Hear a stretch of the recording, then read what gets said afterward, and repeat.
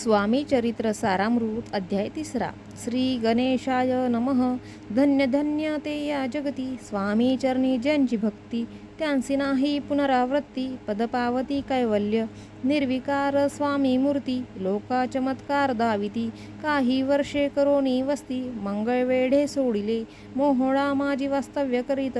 आपाटोळ झाले भक्त तेथीचे साकल्य वृत्त, अल्पमती केवी वर्णू सवे घेऊनी स्वामींसी. टोळ जाती अक्कलकोटासी, अर्धमार्गावरून टोळांसी. मागे परतने भाग पडे, टोळ गेली परतोनी. स्वामी चालले उठोनी, बहुत वर्जिले सेवकांनी.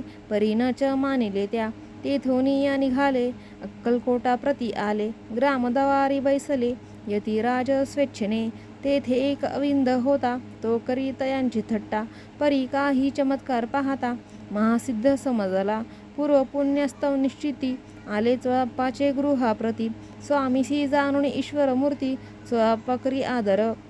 योग यागाधिक काही, चोळाप्पाने केले नाही.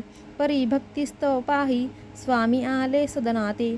तयाची देखुनिया भक्ती, स्वामी तेथे भोजन करीती. तेव्हा चोळाप्पाची चित्ती, आनंद झाला बहुसाळ.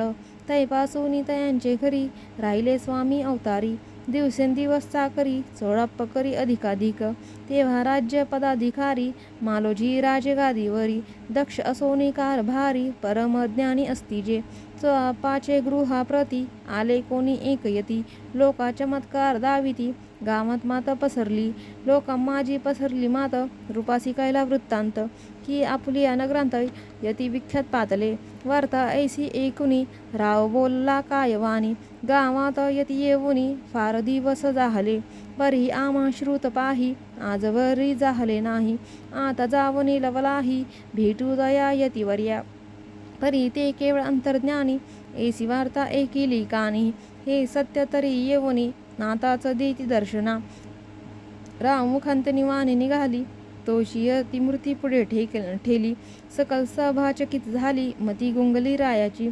खून पटली अंतरी, स्वामी केरळ अवतारी. अभक्ती पळून गेली दुरी, चरणी भक्ती जडली तै. सकळ सभा आनंदली, समुस्ते पावले वंदिली. षोडशोपचारे पूजिली, स्वामी मूर्ती रूपराये. इति श्री स्वामी चरित्र सारामृत नाना प्राकृत कथा संमत.